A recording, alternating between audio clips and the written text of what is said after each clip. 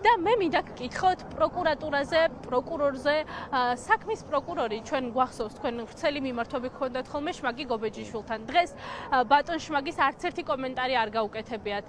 როგორ შეაფასებთ პროკურატურის ამ საქმეს, რომლის საფუძველზეც 8 თვის განმავლობაში იყავით პატიმრობაში და ვიცით რომ სააპელაციოში ასაჩივრებს პროკურატურა. ამაზეც დავაფიქსიროთ პოზიცია და რას ეტყვით საქმის პროკურორს, რომელიც დღეს ისე გავიდა სასამართლოდან რომ არავის დაუნახა. ხო, ერთი რაც არის საქმის პროკურორთან დაკავშირებით თავიდანვე შთაბეჭდილება მრჩება, რომ ცოტა ვერ ხვდება რას აფუჭებს. იმ ხრივ რომ საქმეს მე მიდგებოდა როგორც რაღაცა პლასტმასის რაღაცა თოჯინას, რომელსაც უნდა მოუგოს პროცესი და კონტექსტში საერთოდ ვერ შედიოდა, არ ვიცი მას რის ჯერად არის არა, მაგრამ არც ეგეთი შტერი არ არის, რომ იქ რაც მაგასთან მოწმეები ყავდა, საბუთები უდევს წერილობითი მტკიცებულებები, ვერ ხვდებოდეს. შეიძლება ეხლა რაღაცა მაღალი კლასის პროკურორი და ხმები არ კონდეს, მაგრამ არც ისეთია, რომ რაღაცებს ვერ ხვდებოდეს. და ჩემთვის უცნაურია რაღაცა აი ჟინი აქვს და ძალიან დიდი мотиваცია რომ გამიშვას ციხეში. როცა არც არაფერი დამიშავებია მისთვის, ძალიან კარგად იცის რომ უდანაშაულო ვარ და აი ჩემთვის ამოუხსნელია 34 წლის ბიჭი ესე რატოა გაბოროტებული და არ ვიცი რაღაც აქ ობსესია რაღაც აჩემება აქ მგონია რომ რაღაცა ზოგადად პროცესზე თუ ვერ მოიგო რაღაცა ზიანდება მე მგონი და ან იმას ვერ ხვდება რა ხდება საერთოდ რა უყურებს რაღაც არ ვიცი ეს ბიოლოგიურ რაღაცა ორგანიზმს ოღონდ რო ადამიანია იმის იქით და იმას ოჯახი ყავს და მართალია ამას ვერ იაზრებს რა მე მგონია რომ ცოტა უნდა არ ვიცი დაფიქრდეს დაждდეს ცოტა რაღაცებს ხებსაც ურჩევდი უბრალოდ არაეთიკური იქნება ჩემგან ეხლა რაღაც პირდაპირ ეთერში რაღაცები ისეთები ურჩიო მაგრამ მგონია რომ საკეში უნდა ჩაიხედოს და ცოტა უნდა მიხედოს თავის თავს ხო შეუძლია რომ კარიერა სხვანაირად ააწყოს რა აი ბოროტების გარეშე რა. გიორგი, აქ ძალიან მნიშვნელოვანია მეორე მხარე. თქვენ საუბრობდით პოლიციელებზე, ვინც ფიგურირებენ თქვენ საქმეში. ერთ-ერთი არის მაღალჩინოსანი ლევან მაისურაძე. საზოგადოებას კიდევ ერთხელ შევახსენოთ, ვინ ფიგურირებდნენ თქვენ საქმეში და გაქვთ თუ არა მოლოდინი ახლა გამამართლებელი განაჩენის საფუძველზე მოხდება თუ არა თუნდაც ამ ადამიანების გამოკითხვა, დაკავება, შესაბამისი პროცედურები. რაც კანონით უნდა იყოს. 8 თვეა მაგას ვითხოვ, მათ შორის ყველანაირი ფორმით, ყველანაირი წესის დაცვით, საპროცესო კოდექსის ყველანაირი მუხლების დაცვით მოვითხოვე სახელმწიფოსგან და ინსტიტუციებისგან გამოძიების დაწყება. თავიდანვე აღკვეთის ღონისძიებისთანავე პირველივე პროცესიდან და მე პერიოდულად ამას ვითხოვდი რომ რეაგირება გაეკეთებინა პროკურატურას ვისი ვალდებულებაც ქონა მათ შორის შმაგისაც.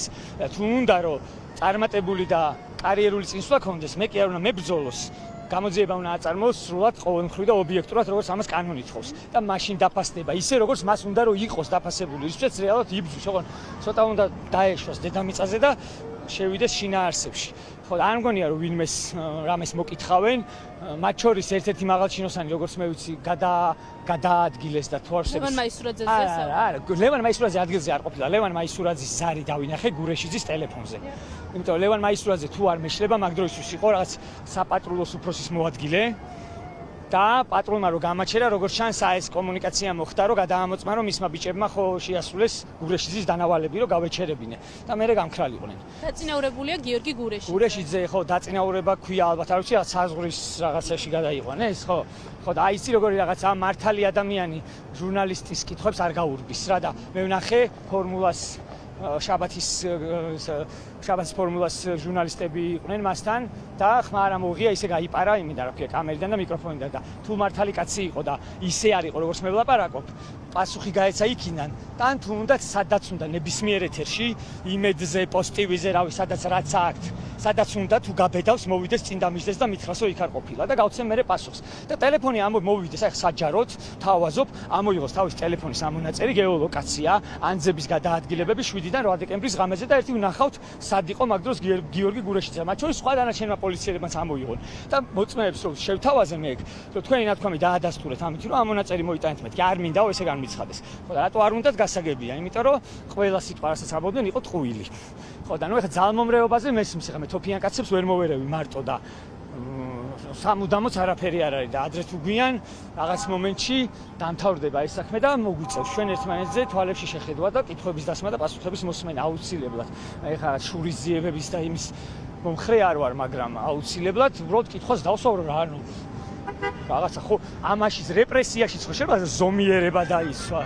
გიორგი ხომ არ ფიქრობ, რომ აი, ხა მან და რომ ეს იყო სიგნალი ვახტანგ გომელაურისთვის, რომ თქვენ გაგათავისუფლეს საპატიმროდან, როდესაც თქვენ დაგაკავეს, გომელაური იყო ჯერ კიდევ მინისტრი. ახლა მინისტრი შეცვლილი. გომელაურის დასაჭერად იმდენი მიზეზი აქვს.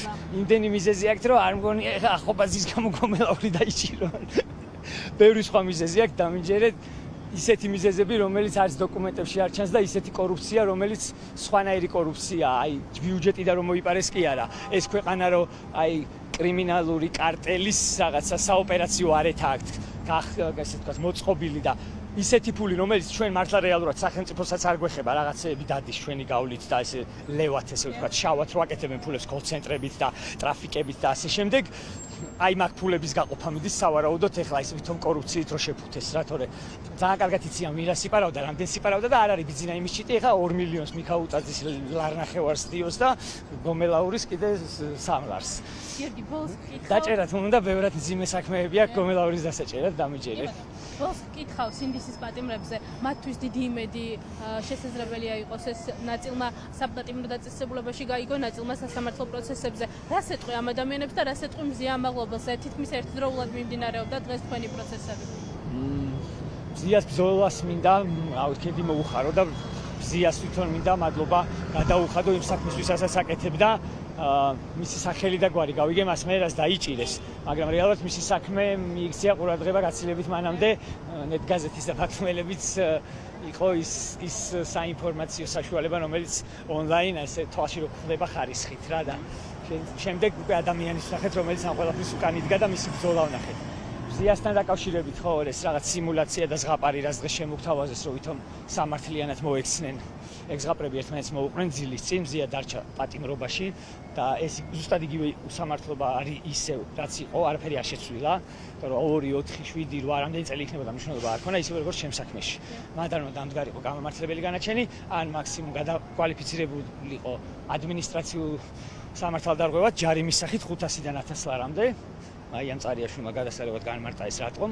ხო და ეს რაღაცა ზღაპარი რომ ვითომ ის შექმნან ილუზია ადამიანებში რომ აი და მათ შორის საგარეო ფრონტზეც რომ ჩვენ აი როგორი კაი ბიჭები და გოგოები ვართ რომ აი ესეთი დამოუკიდებელი სასამართლო გვაქვს. ძალიან დიდი ბოდიში, მაგრამ ეგეთი ზღაპრები უკვე 13 წელია ვისმინეთ და ეხლა გვჭირდება რეალური საქმეები გვჭირდება რა. საქართველოს გვჭირდება რუსების გარეშე.